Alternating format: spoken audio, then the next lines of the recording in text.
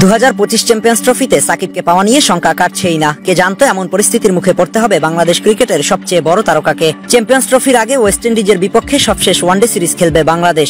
বলতে পারেন এটাই সর্বশেষ প্রস্তুতি। এরপর আর ওয়ানডে ক্রিকেটে কারো বিপক্ষে মুখোমুখি হবে না বাংলাদেশ।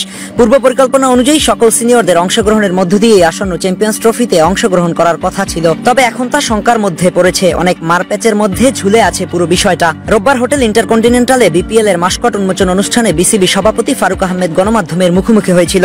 সাকিবের চ্যাম্পিয়ন্স ট্রফিতে অংশগ্রহণ নিয়ে প্রশ্ন করলে তিনি জানান, সাকিব এখনো আমাদের লিস্টে আছেন। আশা করি ও যেভাবে চাচ্ছে সেভাবে সমাধান হলে অবশ্যই থাকবেন চ্যাম্পিয়ন্স ট্রফিতে। তিনি বিশ্বাস করেন সাকিবের বাংলাদেশ ক্রিকেটে এখনো দেয়ার আছে। তার জন্য মানসিকভাবে তৈরি থাকতে হবে সাকিবকে। বেশ কিছুদিন হলো টেস্ট এবং টি-20কে বিদায় বলে দিয়েছেন তিনি। বাকি থাকলো শুধুমাত্র ওয়ানডে। হয়তো পরিকল্পনা ছিল চ্যাম্পিয়ন্স ট্রফি দিয়ে এই ফরম্যাটটাকে বিদায় বলার। এমন ভাবনা চিন্তা থেকেই একটা ফরম্যাটকে বেছে নিয়েছিলেন তিনি। তবে সেখানে অংশগ্রহণ করা নিয়েই তৈরি হয়েছে ধোঁয়াশা। বেশ কিছুদিন ধরেই ব্যাটিং এ ভালো হচ্ছিল না, দেখা গেছে স্ট্রাগল করতে। তবে বোলিং এ মোটামুটি ভালোই ছন্দে আছেন এই অলরাউন্ডার। তবে সাকিবের পরিকল্পনায় যে চ্যাম্পিয়ন্স ট্রফি আছে সেটা কিছুদিন আগেও এক সাক্ষাৎকারে তিনি বলেছেন, হ্যাঁ আমি এটি অবশ্যই খেলতে চাই, কেননা এটি নিয়ে রীতিমতো ভিলেনে পরিণত হয়েছিল।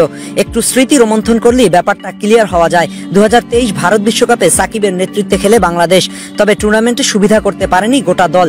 বাংলাদেশ বনাম শ্রীলঙ্কা ম্যাচে অ্যাঞ্জেলো ম্যাথিউসকে টাইম আউটের ফাঁদে ফেলেছিলেন সাকিব। পরের ঘটনা সবারই জানা। ম্যাথিউস অনেক বোঝালেও সাকিব মোটেও কর্ণপাত করেননি। নেপথ্যে বাংলাদেশের চ্যাম্পিয়ন্স ট্রফিতে খেলা নিশ্চিত করা। সেই ঘটনা অনেক আলোচনা সমালোচনার জন্ম দিলেও চ্যাম্পিয়ন্স ট্রফিতে খেলার ব্যাপারে এই আউটটি বেশ কার্যকর ছিল, একথা নিশ্চিত বলাই যায়।